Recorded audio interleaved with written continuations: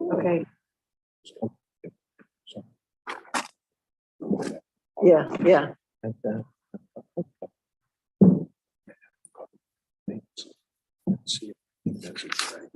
Yeah, that sounds like a good idea. Want to kick us off? Yes, I'm happy to. Hello, everyone on Zoom. Hello, everyone here. Thank you for coming. I'm Chuck Spear. This is Lindsay Steinbrink. She's the harder working member of the co-facilitators duo. You probably know Sandra Turner, the president pro tem of the Gates Mills Council. Chip Alwarder up there from the council. They're the two people who are the bosses and are running this entire comprehensive plan from start to finish, appointed by the mayor. And then we have Chris Hopkins down at this end of the table representing CT Consulting. I hope you've all had a chance to pick up the color copy of the outside perspective team's report. It's not that far to drive here. You would have gotten one if you weren't on Zoom, but we have them here. And this is the work product of Chris and her consulting team, but there probably is a better way to say that. This is the work product of all of you, the extraordinary work product of all of you. Now, those of you I don't really know very well, but probably many of you are demographers or statisticians or something, and you'll want to pore over these charts long into the night. But there are 179 comments here that people have made, 179, and it's pretty extraordinary. So if you're a combative type like I am, you're probably ready to jump out of your chair, jump right through the screen there and say, how could they say this about us? How could they say this about it? It's like we're all wearing hard hats in our old falling down houses and walking around. How could they say this and the comparison that they make? I mean, come on, what if you need to get to a hospital in 5 minutes and you live in Chagrin Falls? You need a compass to find a freeway in the place. Walkability, yeah, but first you have to find a place to park. You can't do that. I've tried. And of course, there is the Weekend. That's pretty nice, but they should rename the place Hell's Angel Falls because the Harley Davidsons are as far as you can see, and the acrid oil smell mixes with the butter-coated popcorn, and there's tattoos as far as you can see. But I don't really mean that. And Pepper Pike, where's your town center?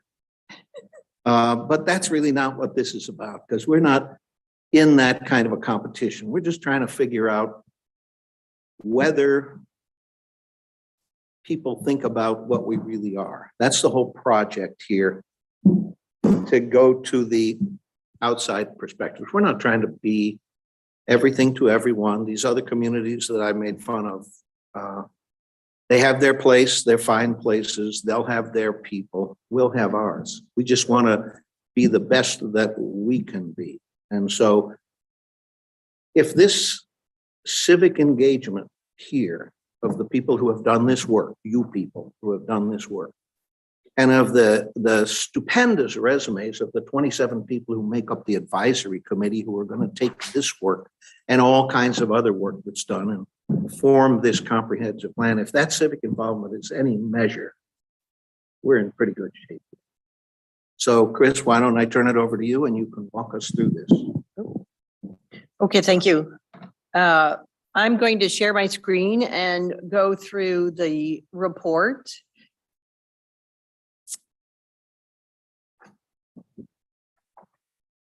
So I will hit the highlights, otherwise we could be here for a couple of hours. So, but I did want to start out by first saying that I'll go through the report, and then the second, after when I'm finished, then Lindsay will take over and actually go over questions that everyone has. So I'm going to try to do this in a streamlined manner. If you do have questions while I'm talking about something, please jot it down so that when Lindsay is taking the Q&A, you're all ready and prepared. So the next thing to underscore in this documentation, as Chuck said, this was a lot of work by a number of people on this outside perspectives team. We interviewed, or you interviewed, 29 realtors in 27 different times, different interview groups. And the reason for doing this, and this was something discussed early on when CT was hired by the village, the idea was, we know we're going to do a survey of all of the residents in the village, and we'll get an idea of what the residents in the village think need to be addressed in the plan. But what about the quote outside perspective of people? What do they think of the village? So right off the bat, the idea was to interview the different realtors who have experience selling houses, not only in Gates Mills, but as well as what we do call in the report, competing communities. So that means that communities that someone who might be interested in Gates Mills may also then look at houses in Pepper Pike, or as Chuck said, Chagrin Falls or Moreland Hills, places like that. And so we, first of all, the purpose of the interviews was to understand who is actually looking at and buying houses in Gates Mills and the surrounding area. So who are the realtors' clientele? And then the second bullet point is understand how the village is being viewed by these quote outsiders. Now, that being said, we know that there are realtors who actually live in Gates Mills and were part of the being interviewed. So they have a unique perspective. They have the insider and the outsider perspective. But anyways, the idea of trying to understand how Gates Mills is viewed from quote outsiders is important because we want to understand why they end up either buying a house in Gates Mills, which is usually based on the assets and the characteristics that we find in Gates Mills, or and in the opposite, why they choose to buy somewhere else when Gates Mills was quote in the running. And we framed those questions in terms of assets and attractions and different things. And when you go through the report, it's fair to say, I think that there are a number of questions that basically try to get to the same thing, to see how many and how often we're hearing and finding themes throughout what people are saying. What we do with this then is ultimately to decide whether or not these outsiders' views are accurate. So we have ways of determining whether it's accurate. There is hard data in terms of size of houses, size of lots, et cetera, but also the community survey will help us. And so one of the outcomes of this committee will be to suggest some questions that can be posed on the community survey. So the two things, if it's accurate, if their outsider's viewpoint is accurate, then we want to try to figure out if there's something the village can be done, something the village can do to address it. However, we also realize in hearing some of the things that the realtors have said, that there are some impressions or perceptions of the village that may not be accurate. And so that's another reason to frame some questions for the residents. And if things are determined to be inaccurate about the village, then we can figure out how do we address that. And so some of the things that we have already heard from the realtors is educating people about, say, the school district, things like that. So raising awareness of and disseminating accurate information about what we know people don't quite understand. So with that, I will go through. We have a short summary. As Chuck mentioned, 179 comments.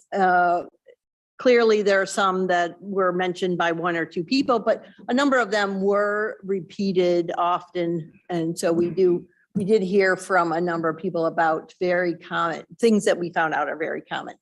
What's very important to point out about those, the interviews and the information that we received from the interviews is that these are subjective observations in the sense that we ended up talking with 29 people, but there are more than 100 realtors that have been involved in the last year and a half or 2 years in the sale of houses. So, and we have no way of knowing how representative these different realtors are. Some of them have sold a lot more houses in Gates Mills and in the surrounding area than others, but there's still valid perceptions for us to consider.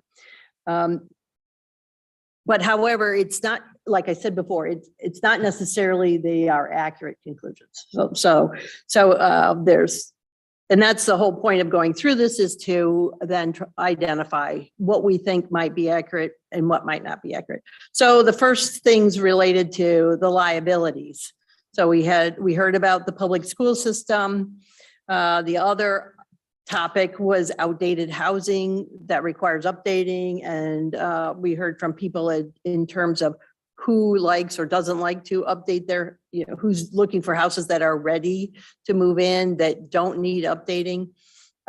We also heard from the realtors that the septic systems can be a deal breaker, that there are a number of buyers, when they find out that there's a septic system, that the house is serviced by a septic system, that's more than they want to tackle. Village center and the recreation center were things that some of the realtors thought the village should or could enhance. And if they did so, it would attract more buyers. One of the comments was made that's point out that the Mayfield school system, I believe, has a rec centers. So that's something then to share with people. As I said, if that's a point and it's not well understood. The perceived assets, we heard from a number of people about the reputation and the prestige of Gates Mills, and that people end up moving here because of that. And important people live in Gates Mills, like all of you. Yes. And then location and proximity to amenities. That was also right at the top in terms of how important and how nice it is to live in this bucolic environment that's only a few minutes away from the expressway. And you really can't get that in Chagrin Falls. You can't get that in Hunting Valley. You're not 5 minutes away from important amenities like the hospital, the shopping, and I-271, et cetera. Small town character in communities. And so the small town ambiance, there is an ambience about Gates Mills. I think that goes hand in hand with the prestige and the reputation of the community. And then there are also a number of community assets. So in summary, that's what we found out. And with that, I will then go through in more detail. And if I get long-winded, someone wants to just move me along. Yes, okay. So here is the breakdown of the 27 interviews that were conducted with 29 people. So one of the interviews was conducted with 3 people. All of the others were done individually. And as you can see, Howard Hanna is well represented. They do have an office just down the street, so that's not a surprise. But what is also very interesting is to see the longevity on how many years on average the realtors have lived in Northeastern Ohio and how many years they've worked. And so one would expect that they really do know a lot about this area of Cuyahoga County. In terms of who buyers and who the buyers and sellers are. So this is primarily in terms of looking at the different age groups. This is somewhat difficult to interpret. So which is why over here on the right, I put the percentages for the group that was represented the most in that particular an age group. But basically, the largest group is that makes up between 30 and 50% of the largest number of the the realtors is the 41 to 55-year-olds. And then when you add that to the millennials and the Gen Zers who are up to age 40, they also represent the group that tends to have a household with children. But in general, that's makes up roughly 50%. It's a little bit difficult to know for sure because we did not ask realtors how many people they've dealt with. So we don't know, if somebody was doing 10 or 20%, but that really represents 100 people. We don't know that level of detail. So it's just roughly, to get an idea of who the realtors are working with. There are the things that I put in yellow, highlighted in yellow, are questions or comments that were made that I could not interpret. So if anybody recalls writing these statements down, typing them up on behalf of a realtor, let me know. For example, on behalf of Hawkins School, I'm assuming that means that buyers choose Gates Mills because of Hawkins. So on to the next group. We also asked the realtors what percentage of the buyers that they've worked with are moving here from outside Northeast Ohio. And again, this is a little bit difficult to quantify, but I would guess that it's somewhere right in the low 20%, which then we also asked people if they envision it changing. And we had a number of comments and explanations as to, or thoughts as to why it was occurring. And we all know that COVID has a big role to play in people working from home, the ability to do remote work, and that in general, there were a number of people who were moving from the West Coast or the East Coast, places that were much more, even in Chicago, places that had a much higher cost of living. In terms of do the realtors expect this to change much? We had a mixed response.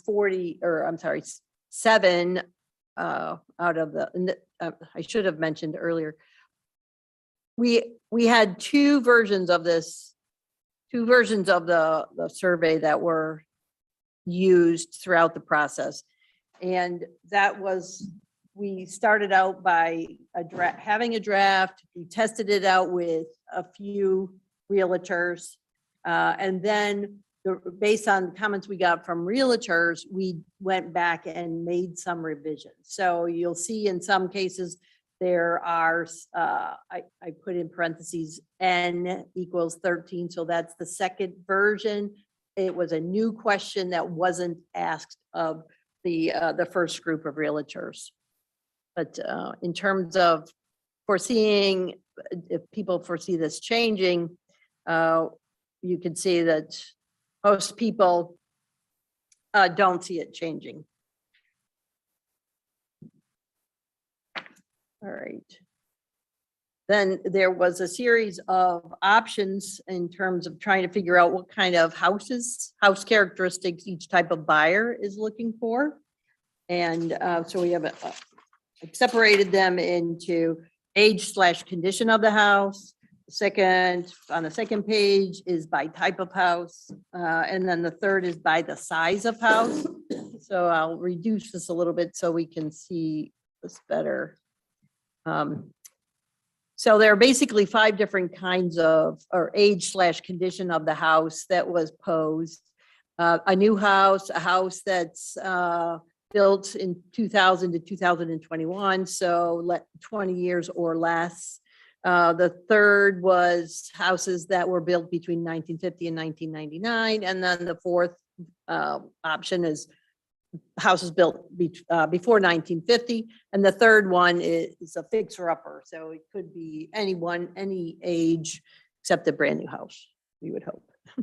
What's interesting about this, and then the color coded bars are color coded by the age of the buyer, and whether it was a first time home buyer, and whether or not a household with young children. So what's interesting about this is that new homes looks like the preferred type of house that people who are in up to age 55. So the millennials, Gen Zers, Gen Xers, oh, and up to baby boomers, excuse me, up to 74. So pretty much everybody who is looking for a new home or looking for a home is looking for a new home or previously owned home that is less than 20 years old or about 20 years or less. When it comes to the fixer-uppers, which is one of the things that we summarize, is that people don't want to buy a fixer-upper. The ones who might look at the fixer-upper are more likely people who are younger, so under 40, and then first-time home buyers. So basically, from what I've read, the trend is people who are trying to get a good deal with less money. So that they're the ones who are willing to put in some sweat equity or some additional effort to purchase a house. So on the next page, then the types of houses.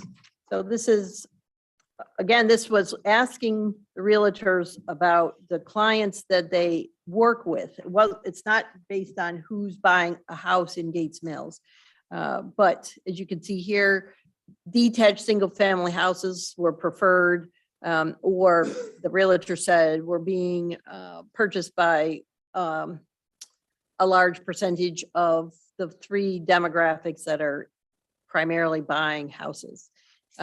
When we look at the alternative types of housing, so townhouses, row houses, condos with 2 to 4 units in a building, condos with 5 or more units in a building, and then homes with low/no maintenance, which typically has an HOA, homeowners association, that the demographic that's primarily looking for the condos, the townhouses, low maintenance house are the baby boomers. So people 56 and through 74 who are oftentimes we assume they are interested in downsizing, but in this case, we're just asking about the style and the type of house.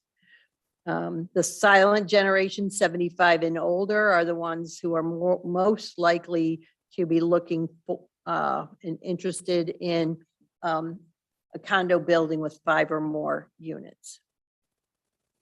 In terms of house size, again, asking the realtors about their clientele, the houses, the larger houses, 20 or 1,500 square feet to 2,500 square feet is dominated by baby boomers.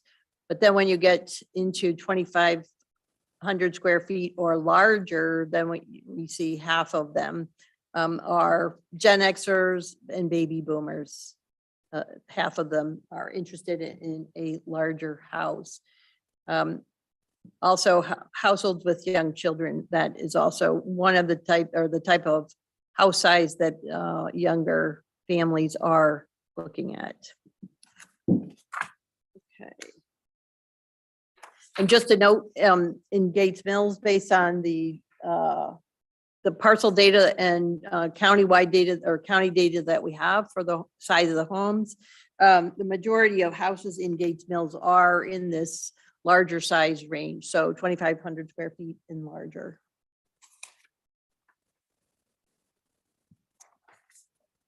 Okay.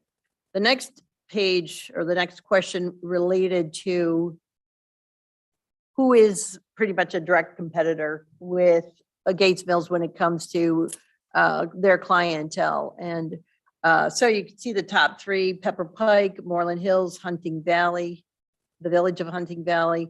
So Pepper Pike was mentioned the most often. Moreland Hills. So what's interesting about this is that Pepper Pike does not have many of the characteristics of Gates Mills, the larger lots and the significant open space. However, you do find that in Moreland Hills and in Hunting Valley. And then it starts to fall off considerably. Let's see. I'm going to now jump to page 15 because this basically is somewhat of a concise chart that talks about and specifically asks realtors to think about the factors that influence people who are buying homes and whether it's a deterrent, it's a characteristic, an attractive or an outstanding feature in Gates Mills. So that's what the blue color is. There are these characteristics are outstanding, which is the dark blue. The blue is positive, so outstanding or a plus, an attraction. The red is whether or not it's considered a detriment or a minus, a quality in Gates Mills.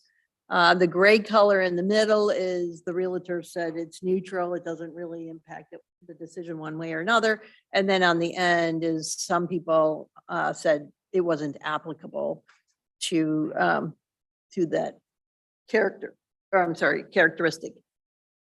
So one of the things so I'll go through the top characteristics. So as we mentioned early on at the beginning of with the summary, prestige, community reputation. So that had an equal number of 24 was the total number of respondents, but it also had the highest number of outstanding realtors who said that was an outstanding characteristic.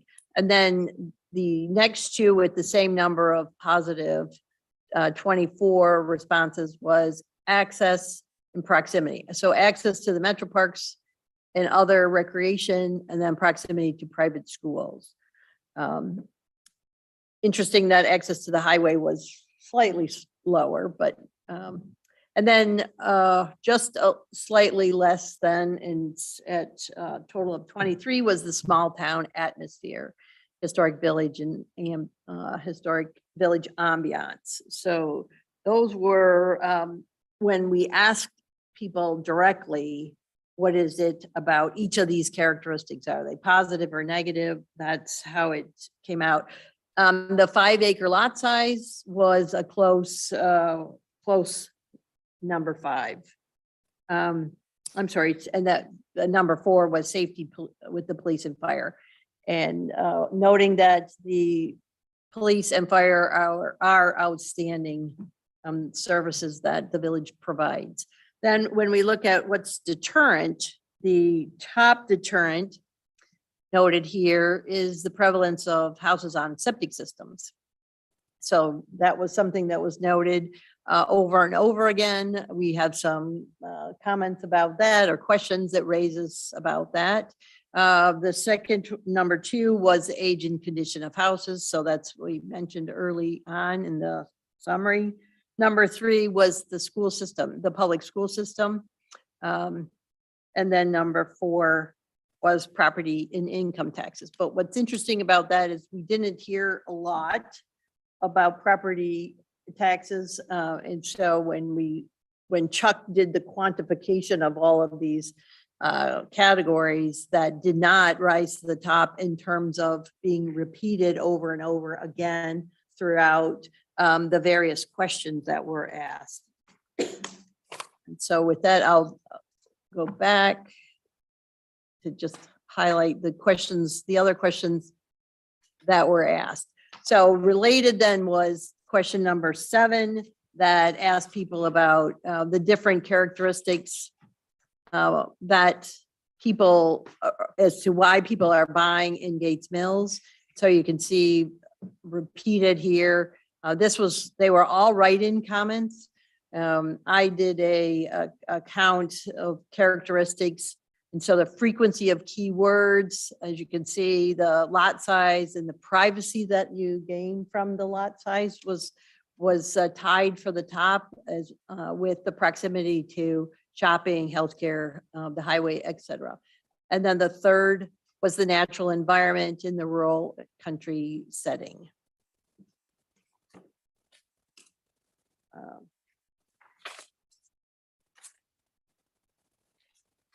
And in the summary, or I'm sorry, in the compilation of all of the comments, then they are presented below the chart.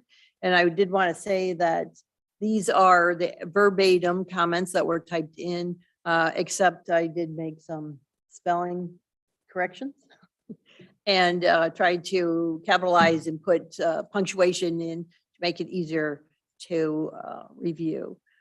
Additional, oh, go ahead. If I don't, can I interrupt? A brief observation there, as I look at the questions above, I don't think private schools is on the list, but almost every one of these bullets references it in the right end. So I think that's, is it up top? Private schools in the grid? Proximity to private Oh, it is. schools. I'm wrong. Yeah. I just, as I was reading the bullets, I saw it in almost, a lot of them. Mhm.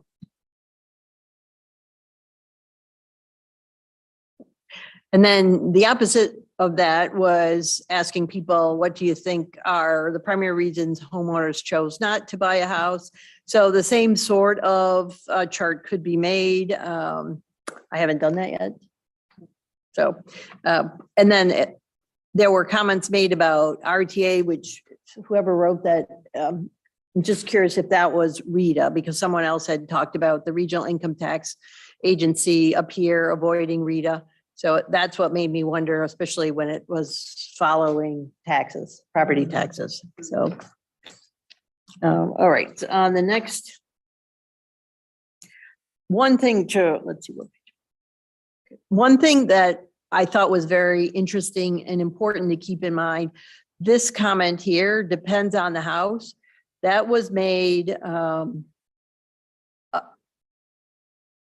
a number of occasions, whether it could be the same realtor, I'm not sure. But what's interesting about that is I think that's very important to keep in mind, especially knowing that Gates Mills does have a relatively low inventory of houses just because of the number of houses in the village. And so that was something that was pointed out. And so in terms of the committee's discussion, obviously the question is, who is it and what type of buyer should the village try to be attracting? Okay. On the next one.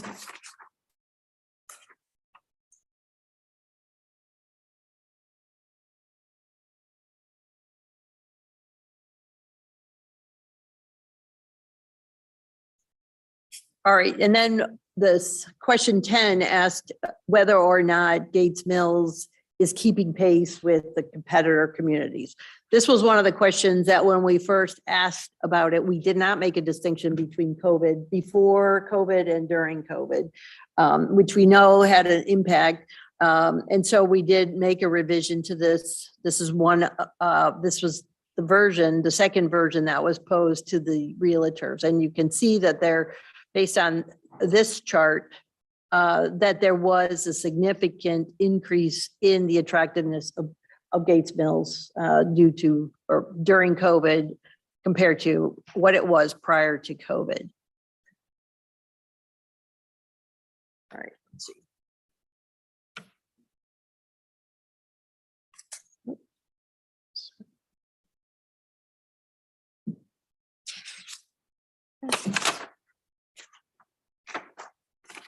All right, so there are a lot of commentary or a lot of verbiage on the different questions that we're asking about the different qualities.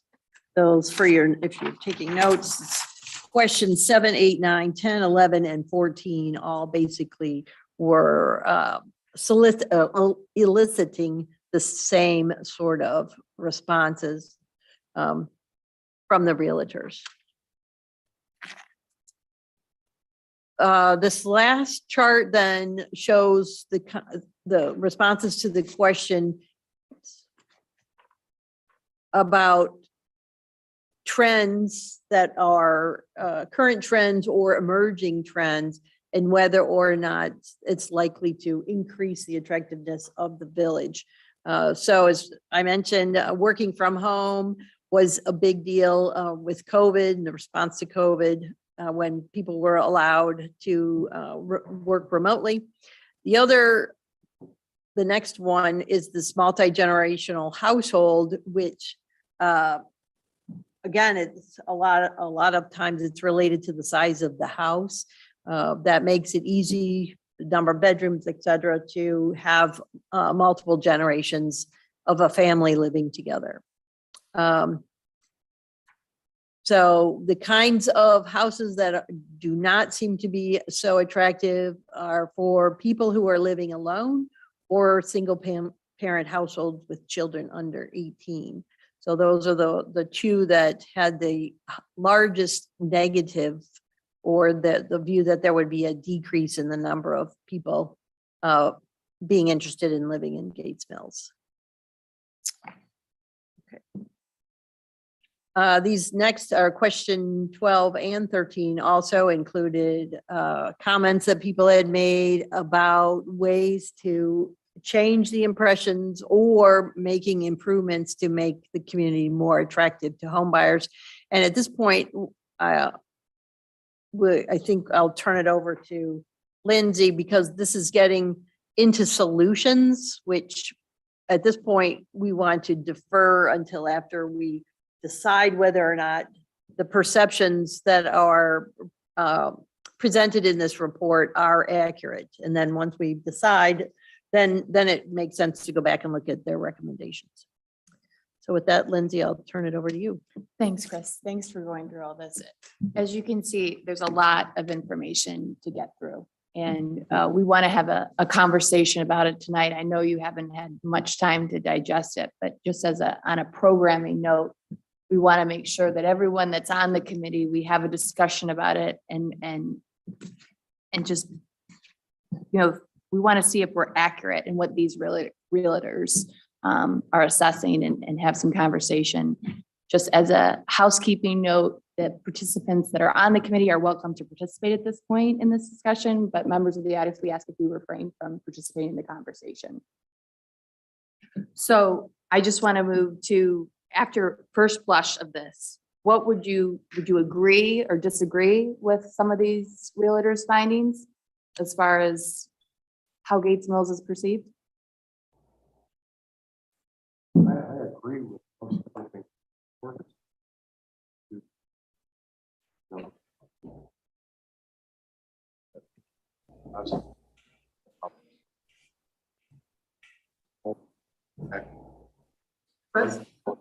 Can people turn on their microphone?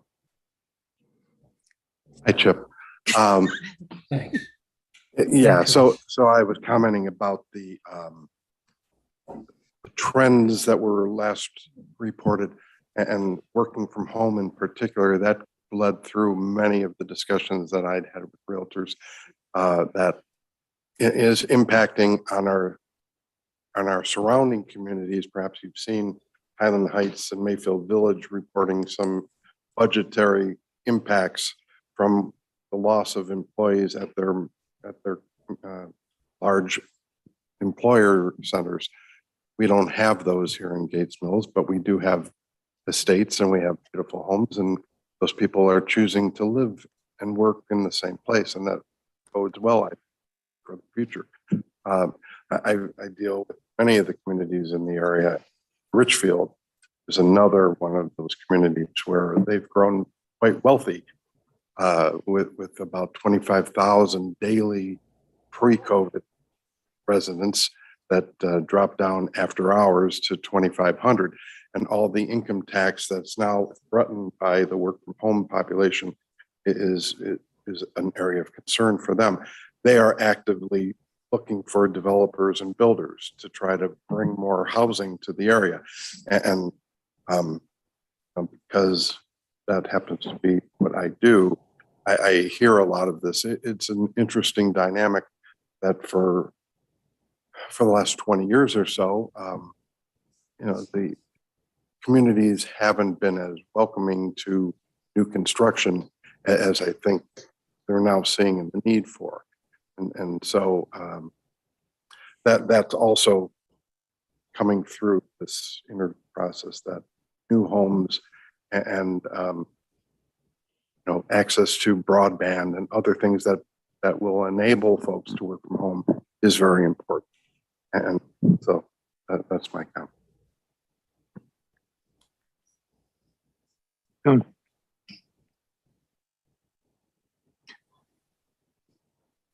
The issue of lot size is fundamentally tied to septic systems and zoning. And one of the problems that potentially can run into there is if we reduce the lot size down and put in sewers, we would probably lose our zoning. Well, and that's, there's a lot of hot topics on the realtors, what they make, and there's a lot of strong feelings in the, wouldn't you say? I'm sorry, what's your name? Charlie Baker, Charlie Baker. I have 2 houses, Gates Mills. You have 2 houses? Okay.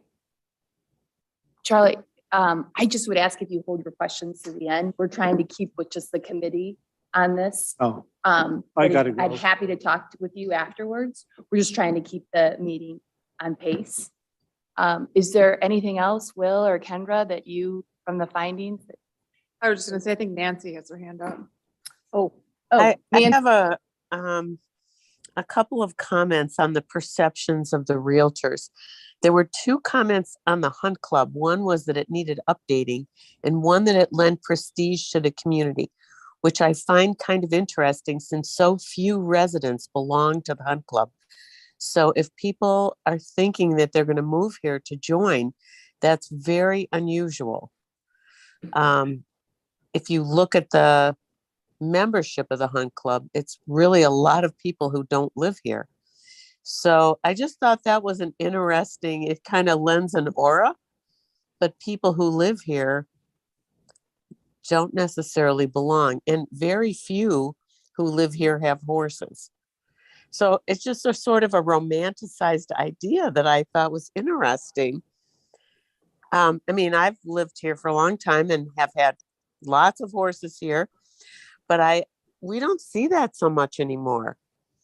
And so I thought that was very interesting, kind of a romantic comment more than reality. Does anyone else see that? Well, I think it was mentioned even more than you indicate. And I certainly was in an interview with a real estate agent who actively promotes the proximity of the club and even said that he takes his prospective buyers in the club. So I think there's some people are saying that creating the impression that this is an available community asset. I think that might be going on. But the other thing that I thought was very interesting in these comments was a couple of people talked about the lack of single-story homes with master bedrooms on the first floor. So it's pretty easy with Zillow. I went through the last 15 months of Zillow transactions, and I discovered that more than 30% of the houses that were sold in Gates Mills were single-story houses. So I think this perception is a Chagrin River Road perception. You drive people down the road. And that's the What does community. that mean? Pardon, Chagrin River Road perspective? Yeah, what does that mean? You mean driving around the main roads? That's what you see? Okay. Well, when you're on the main road, if you think, when you get on Chagrin River Road from Hunting Valley all the way through to the North Chagrin Reservation, it's hard to recall passing a single-story home. And Okay. yet the community is filled with them. So I think that the impression that some people have is that drive down Chagrin River Road. They don't understand the diversity of the housing that we offer. Well, that's Any clearly an education issue. yeah. Well, that's one of the misconceptions. Are there any other misconceptions that you felt like as Chris was reviewing the information that the village is maybe seen in a certain light, but in reality is very different? I want to make one more comment on that. And there's this Sure. business of we've talked about our activities. the different community organizations and small town feel, that was never discussed. I mean, the small town feel is there because it's a small town, but nobody knows about our community organizations and what they do. And that was just something that was interesting to me, because having been involved in many of them, I thought we needed a better marketing plan for that. And maybe we need a better marketing plan to include some of our village organizations, which are also diversifying, especially the Gates Mills Garden Club, to having more non-residents. So we have to figure out how to get the people who are coming or interested in coming here to be part of the community and want to participate. I mean, come here because they want to participate in a community. Nancy, this is Chip. I'd like to add to that. It may be buried in the comments because I haven't had a chance to go through the 179 comments. But, and Sandra, you may weigh in, but I thought I picked up in all of the 4 realtors a couple of interesting dynamics regarding the understanding and image, so to speak, of Gates Mills. One was that, and I noticed the data up front, that we ended up interviewing a lot of experienced realtors.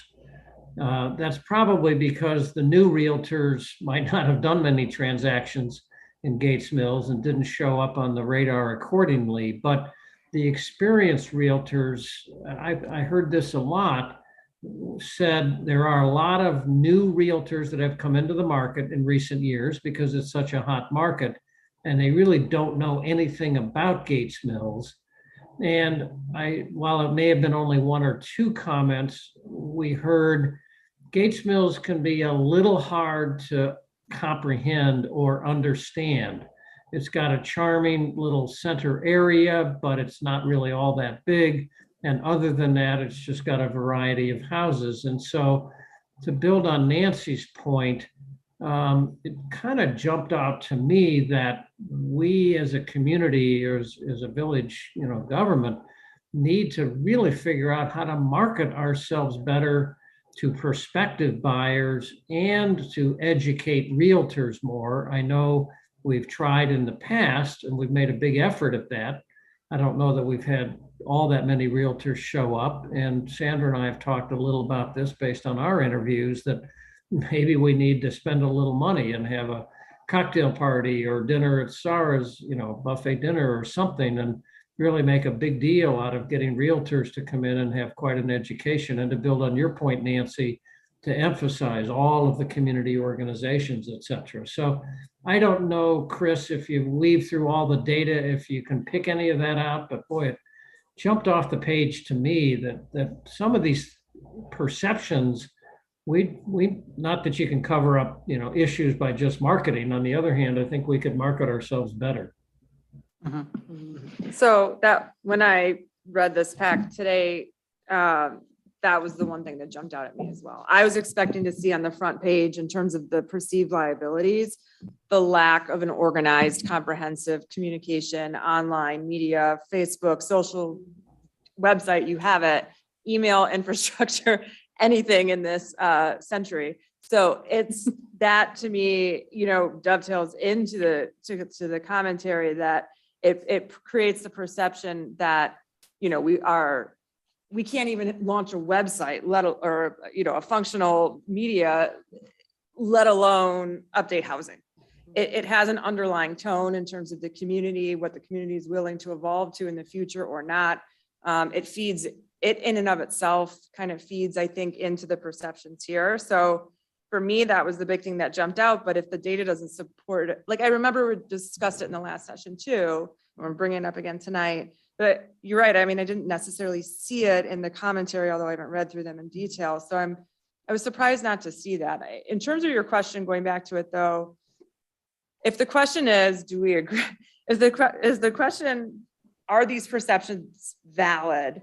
The way I would answer that is, in my opinion, the way that the realtors were answering this question was on behalf of the larger community, do you believe this to be the perception? And so for the answer to that, I would have to agree with many of these perceptions. Now, whether or not I actually agree with the perception, is a different story. Obviously, I live here in Love Gates Mills. So I guess I wanted to clarify that too. Are we looking for right now, if there are things in here that we just think this is a perception, it's wrong, that people have it? Are we trying to discuss that now to add that to a list Well, or? we're looking for just a discussion of what the realtor surveys, all the results that, Chris went through as far as, do you feel as there's any glaring things that are obviously should not be included or should be included?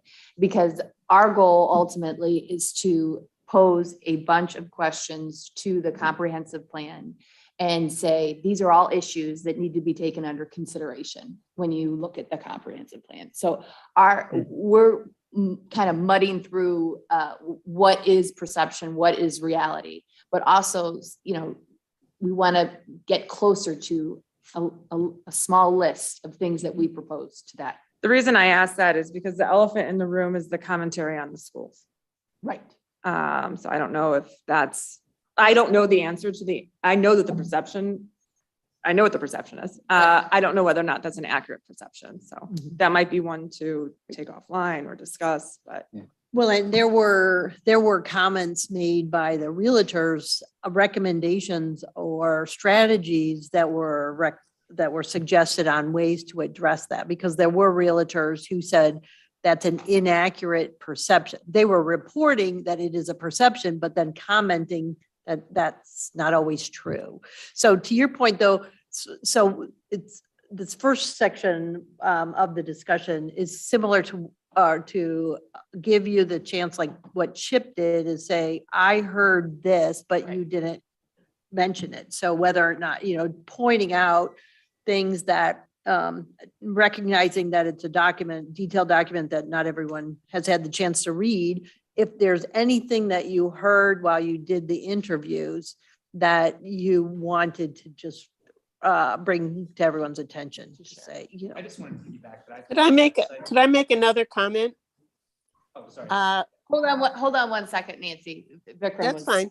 I just wanted to piggyback that I think the website could be a very cost-effective and easy way to improve the marketing of the city, because as a prospective buyer, I mean, probably one of the first things you're going to do is Google the village. Sure. And the website is functional and useful if you live here, but if you're looking at it from an outsider, it just looks like, a totally utilitarian website and doesn't really have any sort of marketing angle or whatever. So I think that while holding events is important, I think for the foundation, I think should probably be the website, just because I think that's what people are going to be using going forward, and prospective buyers will be using to learn about the village. Yeah. So. And as a And younger Vikram- buyer, I mean, you speak to that group. And Yeah. Vikram, to build on that, I was interested in today's real estate world. Buyers go to do a virtual tour of the house. It's really advanced, obviously not compared to when I bought a house, but even over the last couple of years, they can tour the entire house. They may then want to go look at it just to, really get the feel. But to your point, when they're looking at a house, if there's a way that we could be supplementing, adding, here's some of the features of the surrounding community and things like that. Just, it's our own website, but it's also trying to tap into when they are dialing into this specific house, how can we get some stuff on there that's related to our village? So just an interesting, what the new technology makes capable, a complete virtual tour of a house. I was just going to say also for this perception of Mayfield schools, I think part of the difficulty is that the difference is magnified when you're surrounded by so many good school systems. Like, even though Mayfield might be a strong school system, when you're surrounded by Solon and Orange and Beechwood, the difference is magnified. But I think that Gates Mills probably could do a better job of promoting at least the elementary school, which my girls one of my girls is going to start there this fall. But it's difficult to find information about the schools separate from the Mayfield school system pages. So it's like, I'd be curious to learn more about how Gates Mills Elementary is perceived like within the village and what makes it unique, even though I know it's not a Gates Mills institution technically. But I think it is something that could be marketed as, there might be not much we can do about being part of the Mayfield school system, but if the elementary school is mainly for people who live in the village, it's still something I think that could be an anchor or a magnet. So. Nancy, I'm I sorry, honestly but- think Vikram makes two wonderful points about the website and the school. But one of the themes I see is there's kind of a status cell on the village of, Mayfield schools don't have the status of private schools or some of the other top schools because of the kind of school system Mayfield is. It has a regional situation which keeps it from being one of the top schools because it accepts a lot of different kinds of students. And you look at, the idea that someone would put someone into the Hunt Club who might never have a chance of belonging, because it's a club, it's not a village institution. It seems like there's a lot of status selling, which is kind of interesting. I kind of wasn't thinking about that when I talked to the realtors, but that's what I'm hearing. Yeah, Nancy, Sandra, I guess I'd agree with you too. And Chip, you talked about the interviews that we did, and that the notion of status, prestige, important people, successful people living in the village came through to me as well in interviewing. The second point, and Vikram, to kind of build off of what you were saying, the issue of the schools, it's always been a dilemma, and there's so many people, on either side, and even this report is ambivalent in the sense that in the summary, it talks about the schools being a negative in general. But when you go back to question 9A, which asks people to measure different aspects of the village as outstanding features plus neutral or minus deterrent, 12 noted the Mayfield schools as either a plus or neutral, and 10 said a deterrent. So again, it just kind of continues to highlight that ambivalence. Well, I think it's interesting that, first of all, I heard on the radio that the Laurel School was. Microphone. I'm sorry, it's not on? Yep, you got to push the button. There you go. Okay, You have to hold it. You have to be close. now You it's don't have to hold Oh, No, you don't have to actually hold it. Just- Green, am I on? Close. okay. I heard on the radio, National Public Radio, that Laurel School was having an open house for potential students in the age group from 18 months to 3 years. It made me laugh because I thought some admissions committee was going to say to a 18-month-old, sorry, you're not Laurel material. But the interesting thing about it is that who do we want to solicit to buy houses in this community? If somebody's got an 18-month-old kid that's heading for the private schools. And there's another group of people I think we haven't really thought about. There's a lot of buyers coming in, I think, from other places who are saying, is there some diversity in the school system? And there's diversity in the Mayfield school system. The interesting thing is if you look at Zillow, I'm kind of a fan. You look at Orange, it rates 8, maybe it rates 9. You look at Mayfield, it rates 8. One of these realtors that I interviewed said, yeah, but National Merit Scholarships, Mayfield's right at the top.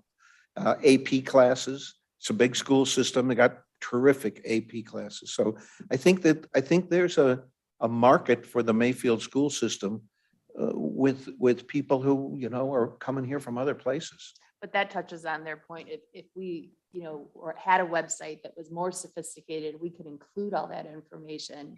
I think it'd get out more. There's nothing like that exists. Well, it's not just a website. If I, in my spare time, take over Zillow, I'm going to come back to Gates Mills and I'm going to say, community, we can append to every Gates Mills listing a 2-minute trailer that you want to put in here to tell the story of the village. You look at a Chagrin Falls listing, at the end of the listing, the popcorn stand. You look at a Venice, California listing, at the end of the listing is the sign that says Venice that's all lit up. But the technology means that we should be able to soon put on Zillow and Redfin and these others, a short video that talks about the community. And I don't think I'd want to be a realtor right now because a tremendous number of, my brother-in-law tried to buy a house last weekend in, whatever that community is. No, he was over there by the county seat. That's Chardon. He was in Chardon.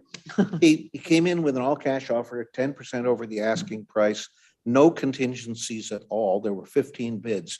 He didn't get it. He's coming from Los Alamos, New Mexico. He's a retiring nuclear physicist.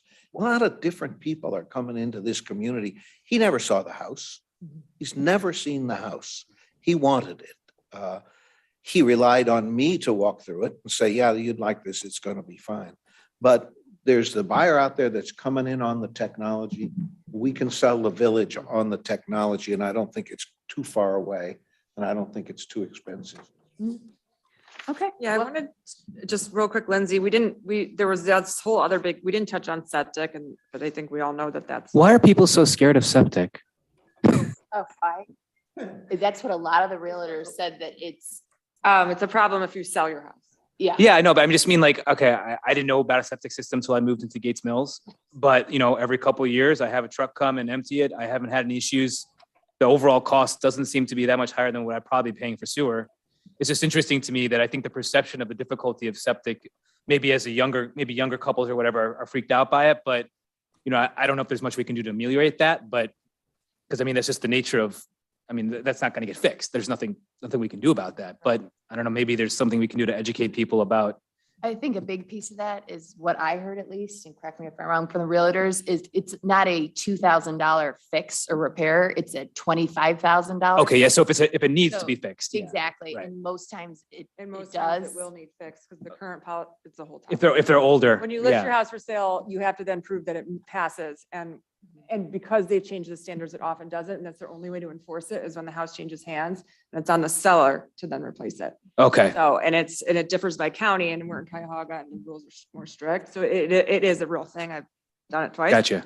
I also just wanted to touch on, because we're saying whether perceptions are real or not. I would agree with the septic perception. Yeah. And concern. The renovation concern, I have done, Chip knows how many renovations. I've done 3 major gut jobs in Gates Mills, and not had any issues. Like the permit and the ARB process, it took a month. I'm building a house in Kiwa. I'm on my 5th round of ARB. I still haven't broke ground. So to me, this is like non-issue.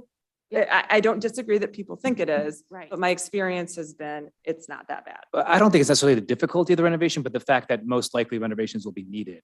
Like, or maybe Well, those there's are two separate comments in here points. About getting a permit and Okay. things like that. And Oh, okay, didn't yeah, have that experience. I think that the ARB could be difficult if you're trying to be, within the historical area. But I think if you're outside that area, I don't think it's quite as, we had a couple issues with ARB, but nothing severe. Well, not 5 rounds. it sounds Well, like. let's keep in mind, there's a lot of the village that's in the historic. But I think the other thing about septic, if I could comment on that, is the realtors we talked to said that if you educate people about septic, it becomes a non-issue in the sale.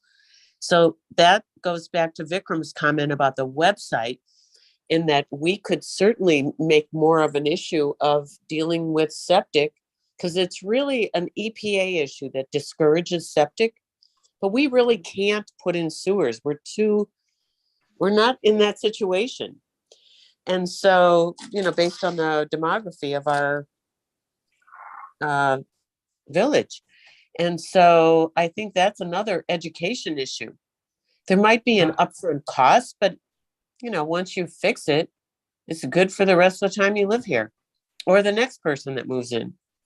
I would agree with you, Nancy. As we probe that, we heard the same thing from the realtors. It's a perception issue, and it can be dealt with, but it requires some understanding and education. So. Okay. One other thing that I wanted to point out is on page 17, and it's the revised question 10A and 11A. How well do you think Gates Mills is keeping pace with our competitor communities before COVID and during COVID? And in all three of these categories, in essence, it's saying that we're doing real well during the COVID period because of all of the changes that we already know about work from home and travel, et cetera. But the perspective is that when this bubble is over, that we're going to be either about the same or losing attraction. There's not a perception that we're going to be gaining after this bubble is over. So that just caught my attention as a reinforcement for doing the comprehensive plan and gathering this data, because it even though it may be looking very positive right this minute, we have to remember what it was like a couple of years ago and what it might be a couple years from now. Although, Sandra, that's a wonderful observation. Because of the lack of new housing in the country, including Cuyahoga County, we're likely to be in pretty good place for a long time. I mean, there's just a drama of lack of new housing and the cost of building new housing.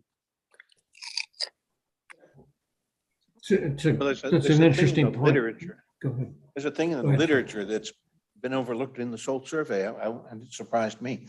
And that is that there is a phenomenon that draws people from very overpriced housing markets into underpriced housing markets. And I'm the perfect example of that. I sold a house in California for $2,000 a square foot and bought a much Wow. better house here for less than $200 a square foot. And so there was some comment here about coastals moving in, but as long as there's that big disparity in housing prices, people can work from home.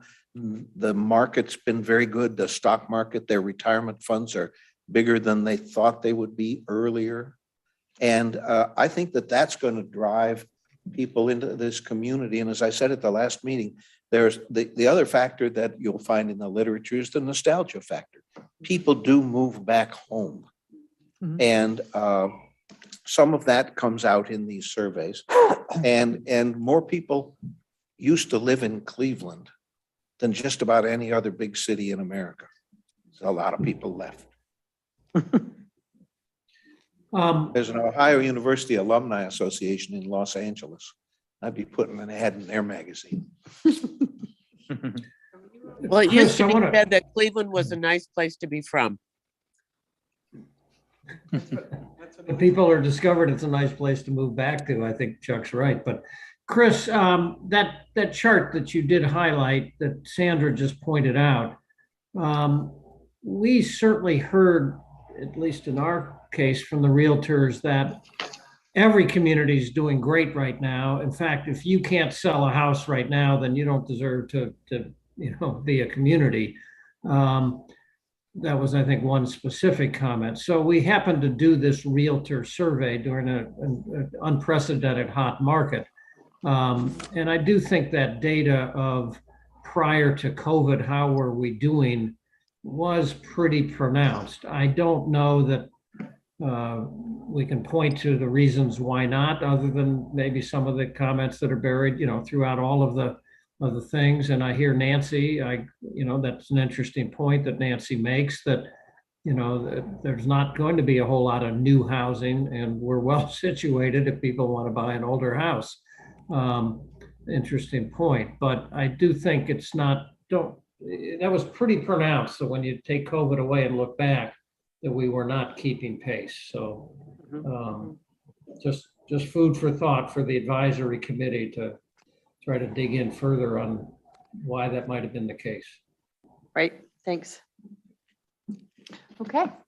Well, I think in the essence of time, if there's any other comments to wrap up or to conclude the conversation.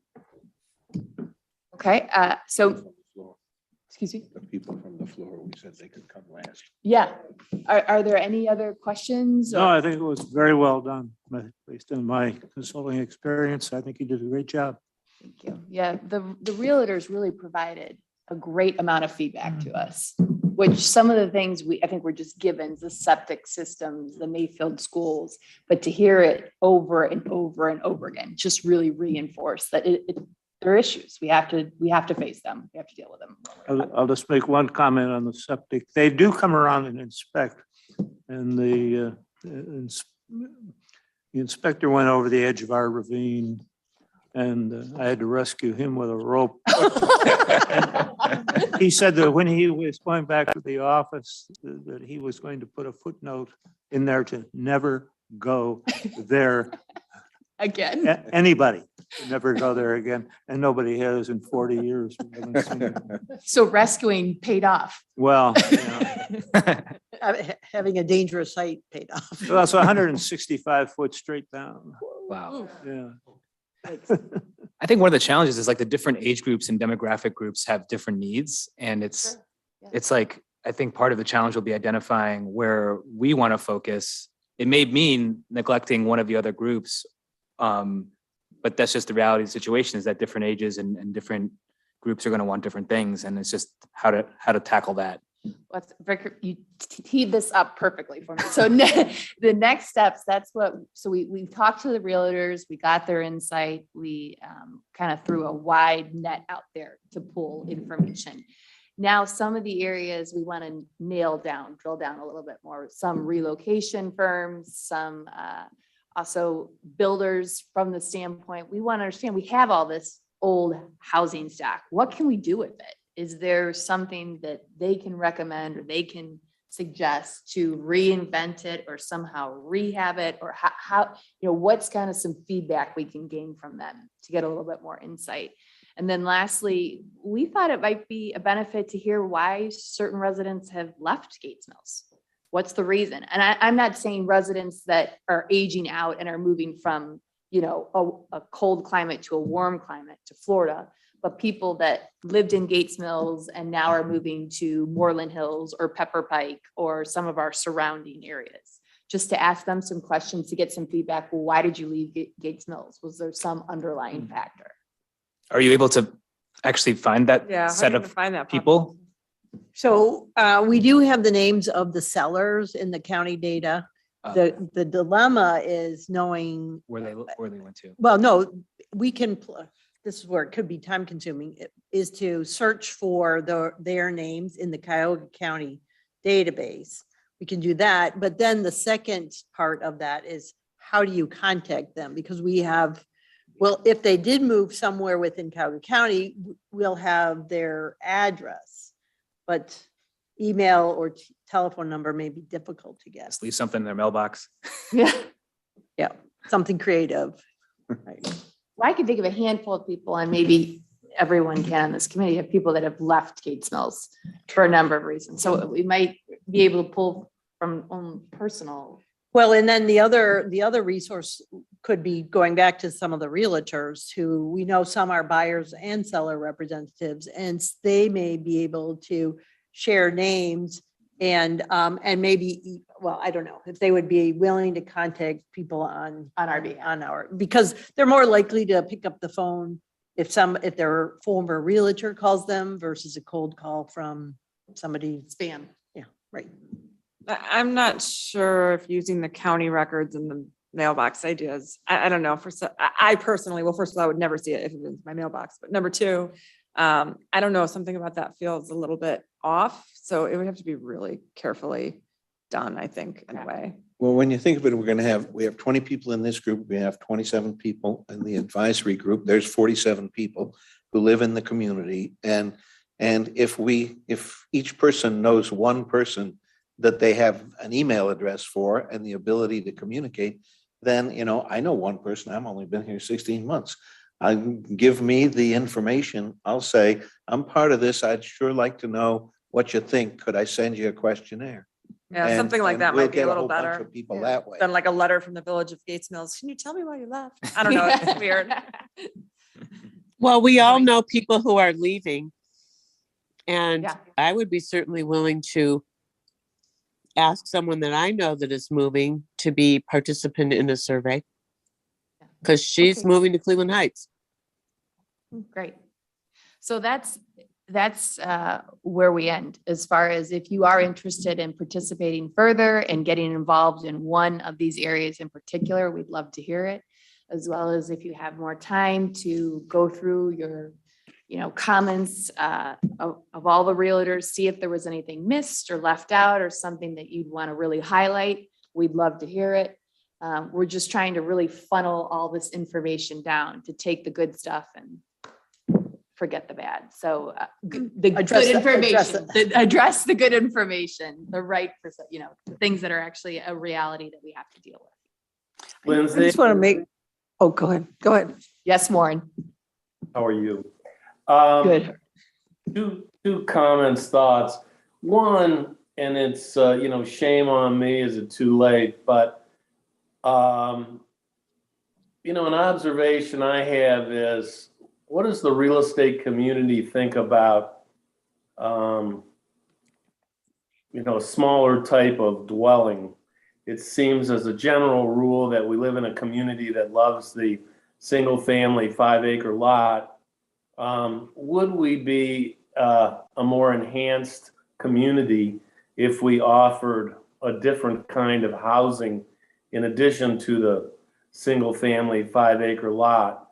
And, is it too late? Could you pose to the realtors, or can you pivot in some way to say, okay, you bring people to look at the housing stock. If Gates Mills offered an alternative type of dwelling, call it a cluster home, whatever.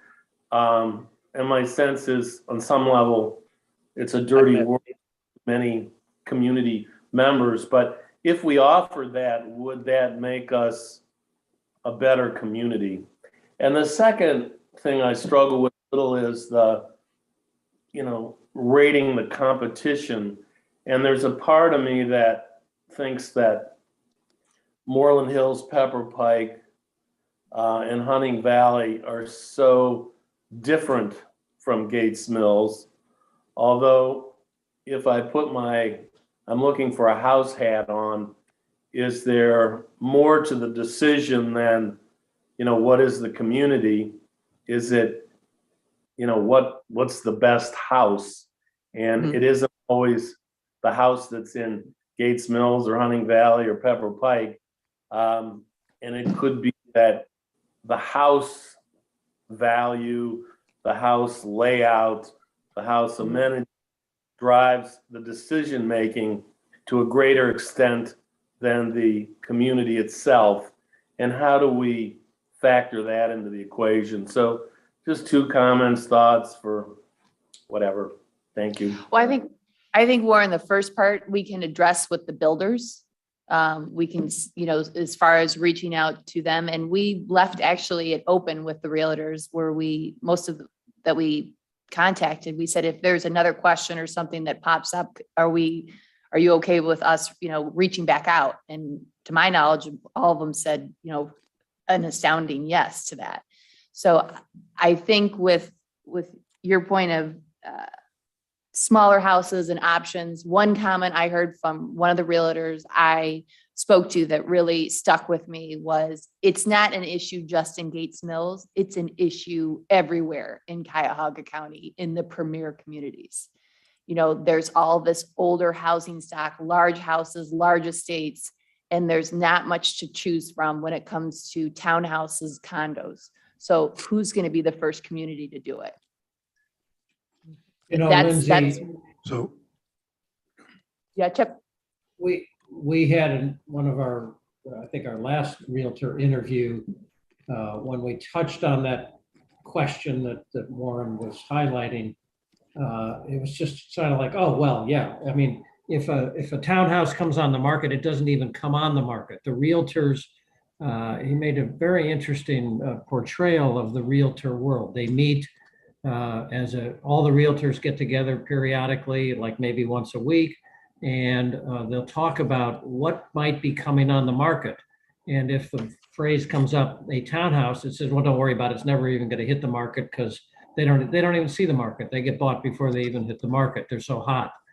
So that's not a factor because it doesn't, it's just not even there. That's so hot for townhouses and that kind of thing right now. So the demand is clearly out there. I was interested when we probed with some of them that they say, well, you got to go out to Lake County. That has where all the townhouses are when you go off of 90 and 306 and that area further out. That's where all the townhouses are. So it's clearly a hot market for it, but I agree with your comment, Lindsay, that it's not just a Gates Mills issue. It's all the Chagrin Valley doesn't have very many townhouses. So whether we should do something about it is a different question, but there's Right. clearly a demand. So there is a few things, septic and access to sanitary make it difficult to do cluster housing townhomes on properties that aren't served with sanitary. But there are ways that I, as a developer, have learned can be master community design sanitary or septic systems that are now approved. I was part of a fringe player in what likely was the most recent attempt to bring cluster housing to the community. And it was proposed at that point to do I think there were 15 or 16 homes on a 16-acre property that was going to be served with a master septic system. And it, I think, led to the formation of this group in large part because of the community's perception. But I think it is important that we reach into the builder community and the remodeling community to try to upgrade the housing stock, allow folks who are villagers for some time to age in place, give them a home that they can maintain and live in as they grow older. And that applies not just to Gates Mills, as Chip has said, it is a area-wide area. I, as a developer, do work in Lake County primarily because there's land, there's zoning, and there's sanitary. But I'd love to do it here. And I've attempted to do it here for 20 years, but it's just not available to us. I'm most interested, if you're still looking for applicants, to interview builders, because I know most of the builders in the area. I'd also like, if it were available to me, some help from the building department to learn who those folks are that have done private. You've mentioned you've done a number of these. You've contracted with people to do that, right? So, who those contractors were. I know the Paynes do a lot of that. And if you were involved with them. Yeah, Pat Perino, right. So we did Brooks and Henderson for our renovation. You use it. Brooks and Henderson. Brooks and, okay. So, I can really, I talk to those folks. I know their business and I'd be very happy to take on that role if you'd like. Yeah. Well, I think it's all about data collection now. We're trying to figure out, I don't think we're looking to be the next Lake County or Menor in Gates Mills. I don't think that, but I think we need to understand, what our goal is. Change is something that happens, but I love some of the words that I heard, the quaintness, the privacy, the charm, those are all stuff I love about Gates Mills. And I think a lot of people love about it and we want to keep it. Right. So I don't know, how much of all that can be kept and preserved with, Right. we all have to see what direction. Just because something is hot right now doesn't mean that, we still have to be careful that if we incorporate it, we incorporate in a way that is done so that preserves the traditions and whatever, the value of the village. Right, because if you look at this, the people that are moving here are the 41 to 55 and that are starting houses and stuff. So we just have to look at the whole picture of what are we trying to accomplish and, where are we going? I would also add, though, that this committee's job is for on the specific purpose for the outside perspectives. And so we may even end up saying, as we do the inside perspectives, that perhaps our own residents come first in terms of the necessities and amenities they want. So, that could also, at the end of all of that data collection phase on both topics, inclusive of the builders and the renovators and all, Yeah. that then there's the whatever it is, the overarching committee will then choose which areas will require the focus, right? Right. Well, that will be the comprehensive. Yeah. Our job is just. Like to I could deliver- see if you overwhelmingly get the same feedback from the residents, that's probably gonna be what you're most, you Right, know, if it mixes with yeah. this. I Um, think you so have to the- be a little bit careful looking at the demographics of the village, whether our residents are the people who are going to be living here in 10 years. Chip brought this That's up true, too. before about turnover, who's living here, how old they are, where they want to be. I mean, it's not that simple as who lives here and whether we want to cater to them, because I live here, but am I going to be the person in 10, 20 years? I don't know. Yeah, that's an important point. I guess my point is just simply that you have to get all the data first, and then the Exactly. overall committee is gonna have to choose. Exactly. And I think that's what Vikram's saying as well, like, at the end of the day, it may be more geared towards certain demographics and ages, just based on the needs and the numbers and what makes the most sense Right. strategically. Well, what can Chris, get done? just a You're gonna piss off some suggestion, people. Yes. a suggestion on the report format. You started out by listing out the liabilities. I thought they were interesting and you picked up some further comments, but I might put the positives first. And again, it was just said a few minutes ago, that we can never lose sight of all of the attributes of our village, and whatever comes out of this comprehensive plan, we have to be so careful to not lose one aspect, one element of those attributes. So, and I think we did hear that pretty resoundingly when you digest and what you've summarized, but I might put that first and then say, but oh, by the way, there are some challenges or liabilities that the outside perspectives have highlighted. So, but I think we do want to lead with, we don't want to ever lose sight of our strengths. So. Right. Good So- point. So I just wanted to comment about those that have left the village and trying to get information from.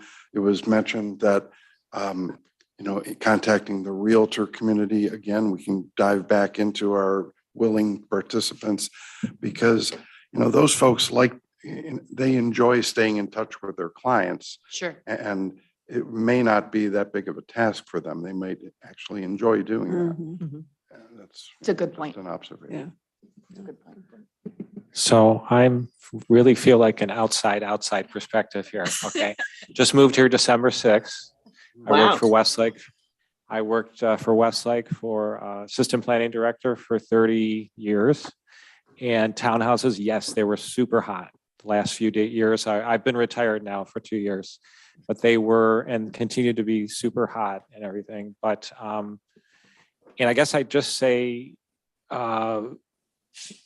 realtors wouldn't be the first people. I mean, I understand we have to have an outside perspective, but they're not like the first people I would necessarily talk to, or developers, because they have a certain, vested interest and a certain perspective. And I would dovetail on the comment about putting the assets first, because I moved here because Gates Mills is like an unbelievable community that has so much going for it. And it can't be appeal to everybody. It appeals to a certain type of buyer. And, I love the history. I love the historic nature of the community. It's dodged bullets in the past, where the Metro Parks wanted to put their parkway through the community. They, pivoted and met that challenge, or when the bridge was going to go over the valley, they pivoted and met that challenge. And I think, don't give up the ship or something. I don't see that houses are sitting out there. I don't know. This is where I say maybe I'm outside perspective. It seems to me houses are selling here. Yeah. It's not like they're not selling. There may be a little impact on, overall price that somebody gets for a property because, because the taxes are high. Like, what I want to say is my perspective, as a buyer that was out there. Now, of course, I didn't just look at the Chagrin Valley. I looked at Chardon. which I think we are competing with other communities like Chardon. We looked at Chardon, Pepper Pike, Chagrin Falls. And as the initial comments, Chagrin Falls, I mean, it's a great place to visit.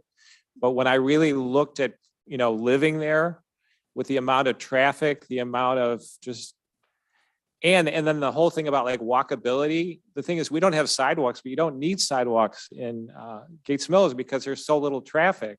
I mean, so it's, it does depend on your perspective, I guess, and, the historic nature of the homes. I think there probably is a lot more investment that's been done. So again, it's a perception that there's all these old houses, but, well, I don't know. Maybe it's fitting what people are saying because I'm seeing a lot of renovation going on right now. So, I mean, it didn't stop people from buying homes here.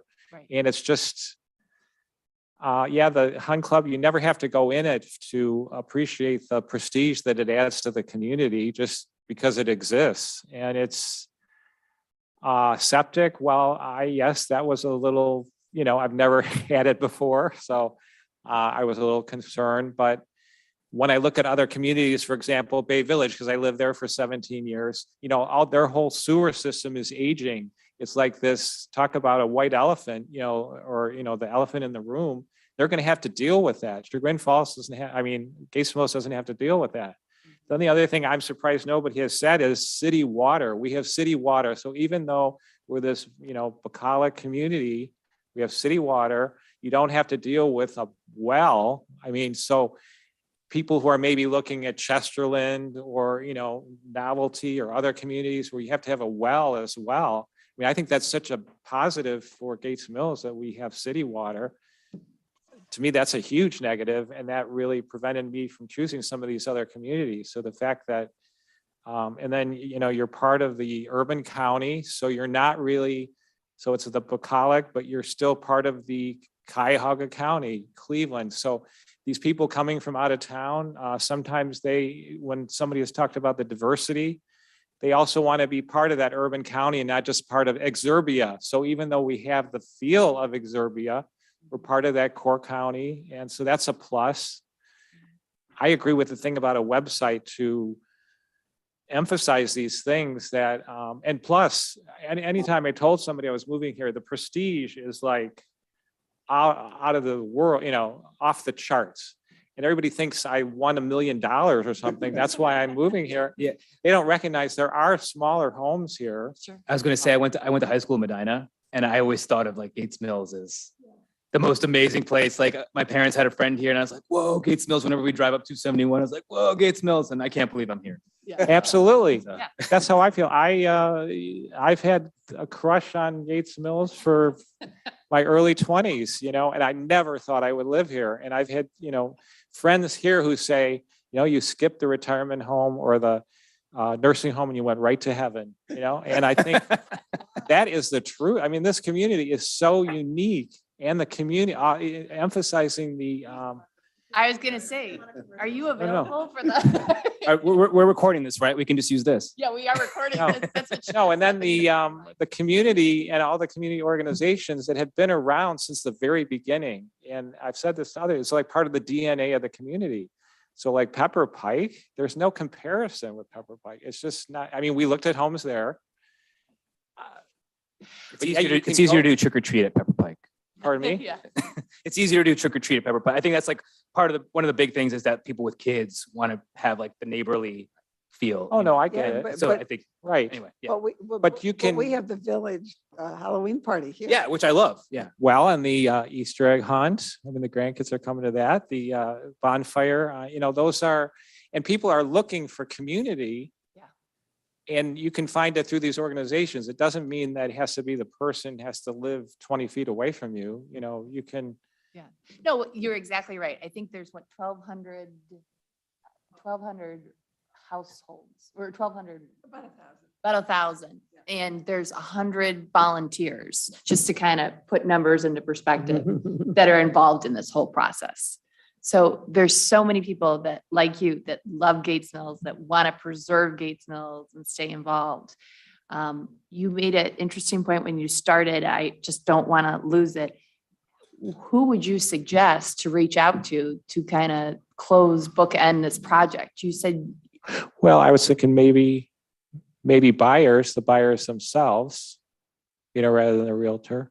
I mean, Um, people who recently purchased? Right. And I do Like think it is someone important to like- also talk to sellers, any that you could contact.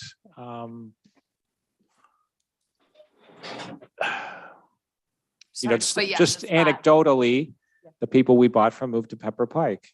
Well, because they didn't want to take care, we have 2 acres and they wanted a smaller lot. He didn't feel he could maintain it anymore. So that was his main reason. But, and here I am, almost 65, and I took on 2 acres, but a lot of it's wooded. Last thing I wanted was a 2-acre lawn. Yeah. That would be the last thing. So you've got that type of person who's environmentally conscious, who doesn't want to use a lot of chemical, who loves the nature aspect of it. There's no place like that. I mean, there really isn't. So, Well, thank you for speaking up. yeah, I did. Slow Sitting cap. here in shock. Well, next time, don't wait until the end of the meeting to Right, speak right, up. When you develop your questionnaire for the people who are current residents, Yes. I think it's critical that you ask the question, how would you feel about doubling the population of Gates Mills over a 10-year period with the addition of lower cost, smaller homes or multiple family housing? So fair. Well, I would be interested in how you would achieve doubling it. Well, if you put in 15 houses on 15 acres, you can sure as hell do it. Well, Yeah, but you're not going to have cheaper housing. It's going to be quite expensive if it's new. Well, okay, multiple family housing doesn't, and townhouses don't have to be as expensive as $1 million house. That's No, my, it is Well, surprising try the what ones they in get for Orange that are townhouses. across from Orange School. They're all over $1 million. Yeah, it is amazing what they do get for townhouses. And in think Highland what- Heights, where they're building those houses, those are all 750 to $1 million. all right, let's just say it's an issue of density. Density. Right. Yeah. Yeah, so one of the That's things, different. one Not of gonna the be things, cheaper. Okay, population, then let's just talk about density. Do we want to live in a high density area? Well, oh, come on. If you add. Well, I certain know what the houses, answer's I'm gonna not be. talking high density. No, no. so one of the things to keep in mind is that a lot of the land is either owned by the Land Conservancy, the Metro Parks, or the village. And then a lot of the remaining land is already subdivided into 5-acre lots. And, and so when we do, and it's a typical calculation, is to look at the quote remaining vacant or developable land.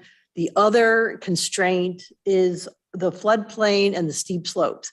So we start to narrow it down. And so at the first advisory committee meeting, we will have quantified the amount of quote vacant and developable land. And that's assuming that if somebody has a 30-acre lot right now, that they could, depending on where their house is, they could carve it up perhaps. So there's some assumptions there, but so that gives us a better idea of what the development potential is if there were any changes made. So it could be posed in that way. It could be posed. Also, you got to understand there are some grandfathered half-acre lots. Right. We've been buying them up, just to consolidate. Who's we? My wife and I, yeah, we own 10 acres. Okay. And we bought the property on both sides and we like the turkeys and we like the deer, and we like Mhm. whatever it is. Yeah. Okay. But they do exist. And so you buy a half-acre lot, you can put something on it. Right. That's Right. right. Mhm. Lindsay, I'm going to have to cut out. So great meeting. Okay. Thank you. Thanks, Shep. It was great. All right. Excellent. And thanks Thank to you. everybody's work. Thanks to everybody's work. This was just very, very interesting. Thank you. Thank you. So stay tuned. We'll send more emails out, but definitely let us know if you're interested in with interviewing more people or moving forward. or any other ideas of people that we should be talking to. One more, is there any indication in any of the questions that have been asked as the development of the oil and gas wells and whether that would continue or not continue? We haven't Is it a touched on that factor? yet. We haven't touched on that yet because we tried to open this up, just we structured the Well, the questions to realtors the are certainly, realtors. Right. realtors are certainly aware of that. And there was one lot almost contiguous with us that has one on it and it went for a very significantly lower price. Right. So, That's actually, that is a thing. Yeah, that next round, we could probably capture that more. all right. Because I think the realtors, what they were, some of the voice concern to us, what they didn't want to give their own opinions. Mhm. Because as a realtor, they're not supposed to, push people to one community over another. So they were trying to be on a general, come from that this is what we hear from our clients. So I don't know if they would touch that or, Well, because these wells are running dry and they've got to be capped and somebody's gonna have to pay to cap them and it's gonna be a mess. Yeah, I know someone who's recently looking to move into Gates Mills and that was the deterrent, that there was an Oil. old well on the lot that they would then be responsible for and they had no idea what to do with it. yeah. It was that and septic. Well, we've had like 47 wells in the building. Really? Maybe down a little now, and there's not much going on. No. No, there's. No, there's not much going on with it, and that's not likely to change in terms of the availability, but still it's a problem. Certainly is below the radar though, because 179 comments and nobody mentioned it even Right. once. So it's really surprising now that you bring it up. Mhm. Wasn't mentioned once. Well, the builder who's building on Mayfield brought it up at council. Oh, I've read the council minutes back years and years, and it certainly has been in the conversation in council meetings for a long period of time. It's just not a sensitive issue with these realtors.